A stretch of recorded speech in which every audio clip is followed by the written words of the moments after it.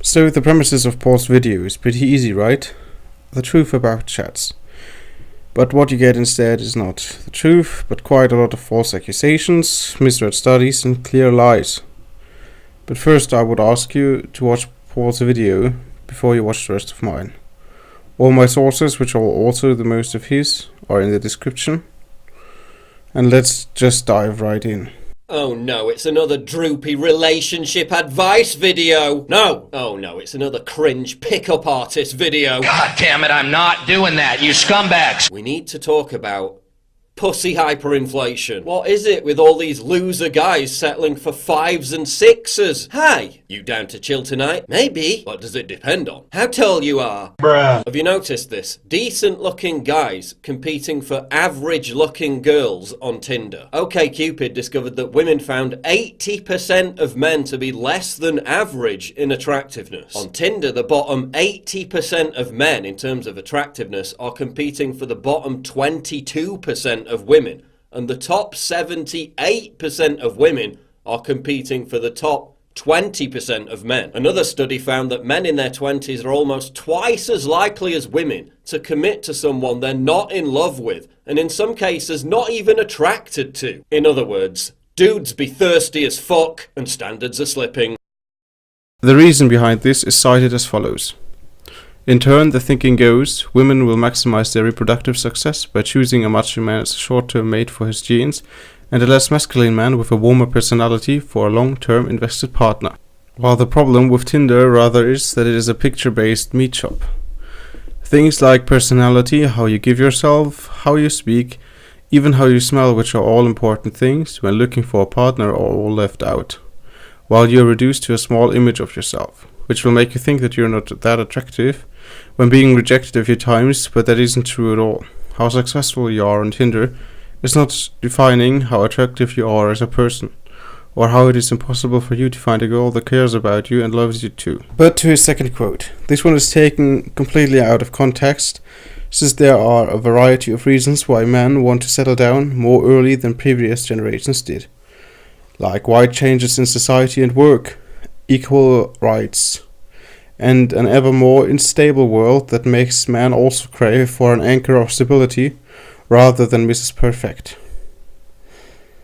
Or he maybe is just right and all the complicated things aren't real, while all millennial men are just cocksucking pussies that rather do a BuzzFeed quiz about what sandwich they are than to build up some real testosterone, huh? But hey, that comes from a man that says you should go around choking women without their consent. But don't worry, Paul, taking things out of context and reusing them far away from their original purpose is a game for two.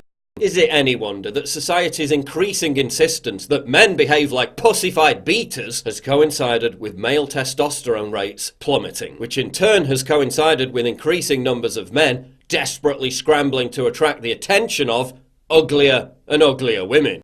This is a classic case of correlation doesn't mean causation. Yes, male testosterone levels have gotten lower over the last century, but also did workplaces change. The people got fatter and men generally do less physical work and therefore produce less testosterone. How does mainstream society tell men to behave around women? 7 signs that your man's masculinity is non-toxic. He carries a tote bag that's at once pro-environment, pro-feminism and pro-reading. He openly cries during Pixar movies, even the parts that aren't sad. Just beautiful. He opens doors for women at work, but they're metaphorical doors, like the ones that lead to promotions. He laughs calmly when called a cook. He laughs loudly when women are funny. He does not laugh when men are not. At this point here, I'm actually not sure if he's grabbing for every straw that he can find to further his agenda, or if he's not smart enough to actually send satire. But I guess it is rather the first than the latter, or he would have written the last 2 points for you too. But since he didn't do it, I will do so. Point number 6. He makes references to Kurt Vonnegut because he's genuinely interested to hear other people's opinions on Vonnegut's work. He never makes references to David Foster Wallace. 7. He strictly follows all traffic laws when he plays Grand Theft Auto. His Sims world is a matriarchy. He does not have a Twitter account. What do women really want? Do they want tote bag carrying, soy latte drinking, chick flick crying manlets? Do they? Really? No. They want ultra-violent porn! Bear with me. New data reveals that women in their droves are searching for porn with tags like extreme brutal gangbang, forced, and rape. A quarter of straight porn searches by women offer videos featuring violence against their own sex. According to Dr. Seth Stevens-Davidowitz, a former Google data scientist, if there's a genre of porn in which violence is perpetuated against a woman, my analysis of the data shows that it almost always appeals disproportionately to women. That's not good. Not good. Believe me, not good. But it does reveal that while society tells men to act like nervous, thirsty incels, women are craving male dominance more than ever. Women are becoming sexually reactionary. They're overcompensating because they're starved of that natural male-dominating force in their life. And some of them are overcompensating so much, they're embracing actual toxic masculinity. The link to the Vice article Paul uses as a source is in the description. In it you can also read the answers to his and Jordan Peterson's claims that women crave for male domination, while one could argue the opposite is the case. Women who report being less repressed about sex were more likely to have rape fantasies, more open to fantasy in general, more likely to have consensual fantasies, and finally, they were found more likely to have high self-esteem. And the article also claims the following is the reason to why they want ultra-violent porn! A study from 2011 found the women most likely to watch porn, especially the most extreme kinds, were those who had suffered sexual assaults and psychological violence at the hands of their families. You have this crazy alliance between the feminists and the radical Islamists. Is there an attraction that's emerging among the female radicals for that totalitarian male dominance that they've chased out of the West? 62% of women have had forced sex fantasies, the ones who admit to it. It also turns out that huge numbers of women like to be choked. Now, I'm not saying you should go around choking women without their consent. Is Wayne Brady gonna have to choke a bitch? Don't do that. What I am saying is that no amount of social engineering or indoctrination can prevent women from reverting to their natural, innate feminine behavior, from being biologically attracted to confident, assertive, decisive men. I think I've already said everything to this. More commonly known as Chads. Yes, there's a war on masculinity. Yes, feminism and social media have ruined relationships and increased cheating. Blah, blah, blah, blah, blah. We already know all that. But the impetus should also be on men to rediscover what's been brainwashed out of them. How to take responsibility and how to behave around women. Don't treat women how society tells you to treat women. It's not successful and it's not attractive to women. They don't like it. It doesn't work. We look so much like a couple here. Ha ha ha ha ha. A couple of besties. Bruh. Orienting yourself around garnering the approval of women is one surefire method of repelling women. They can smell your anxiety and depression from a mile away. Orient yourself around what you're passionate about in life and it radiates like gamma. You got to be oriented towards something, because otherwise you're disoriented. You just spin around in circles and then you suffer. And so do people around you. It's not a good solution. Orient yourself towards something. You have to figure out what it is. What will work for you? The less fucks you give about female approval, the more female approval you get. It's not rocket science. Don't be a loser. But most young men have no grasp of this basic concept. Well, facts don't care about your feelings, right? And there is no hard evidence that social media has increased cheating. To the chat thing, every woman has a different taste in men. To say they only want decisive, energetic men would be a blunt lie. The next minutes are also just ranting about thoughts, egos and thirsty men. But I consider it as more important what follows. Relationships that start out online are 28% more likely to break down in their first year than relationships where the couples met face to face. And couples who met online are nearly 3 times as likely to get divorced as couples that met face to face. Again, he uses his source completely wrong. While it is there cited that men and women use online dating with completely different expectations, where men do more want to have just sex, women are actively looking for a partner for a long-term relationship. It also cites that people lie a lot in their dating profiles, and what will lead to wrong expectations of each other and therefore to a rough start for any relationship. Stop being ashamed of assertive masculinity. Girls love it. Yet 25% of US millennial men think that asking a woman out for a drink is a form of sexual harassment. The graph again doesn't really show what he wants you to think it shows.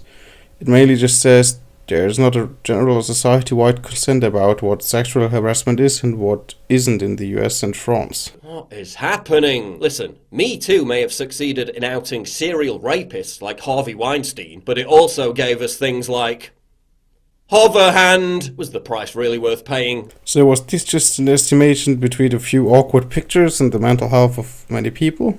We also need to talk about porn addiction. Porn is a sedation drug that disincentivizes you from attracting real women. It leads to erectile dysfunction. It shrinks areas of your brain linked to motivation and reward. Cambridge University found that pornography triggers brain activity similar to that triggered by drugs in the brains of drug addicts. Porn is cited in 60% of divorce cases as having played a significant role in breakup. Quite a few things here. First is the quote from Life Science. This one is again taken out of context and concludes with the second source, that yes, porn triggers the same region in the brain as alcohol and depression, and like many drugs, video games and sports also the reward system, but makes them only less acceptable to porn, or with other words, you're just getting used to it. There have also been studies which lead to the conclusion that porn actually helps with erectile dysfunction, and doesn't cause it. To the last quote. I couldn't find any study that would support this. Even the study that the article Paul displays doesn't actually show a study, so I doubt that these numbers are actually real. So guys, in summary, stop acting thirsty, stop paying any attention to how mainstream society tells you to behave around women, stop throwing money at ethos, stop watching porn, and stop settling for 5s and 6s on Tinder. I think Paul's summary is a bit odd. So I made a new one that will actually help you if you suffer from low self-esteem. First, you're a great person. I mean, you made it almost to the end of this video. Everyone gets rejected from time to time, so put your head up and look forward. Second, you can be whoever you want when you're alone, but I can only give the advice that you should at least behave like a human being and not like a sex-driven animalistic alpha male, as Paul would like you to when you are with strangers. Be charismatic, be kind, and be yourself. Third, you can do whatever you want with your money. Whom you give it to is your own decision. Fourth, masturbation is completely normal, and if you do it, okay. If you don't, there's no problem either. How harmful porn actually is depends on yourself, and as I can say from my own experience, porn does transmit a completely wrong picture of what sex looks like, and therefore favors your expectations in the wrong direction. It can leave you with a bad taste when sex isn't like that what you imagined it all the time. Fifth, you can go out and do something with whoever you want, don't let anyone tell you otherwise.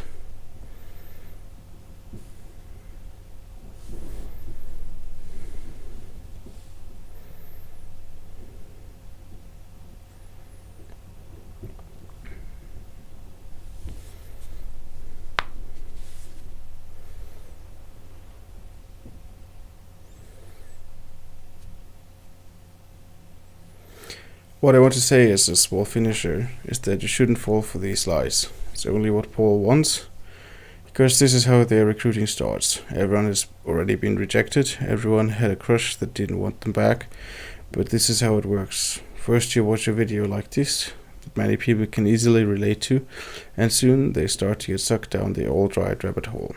Be careful about what he says and how he's already forcing his political opinion on you. By using terms like thought, he's openly criticizing women for their lived-out sexual freedom and wanting to restrict people's freedom by shaming them for their actions is something that I don't want to tolerate anymore.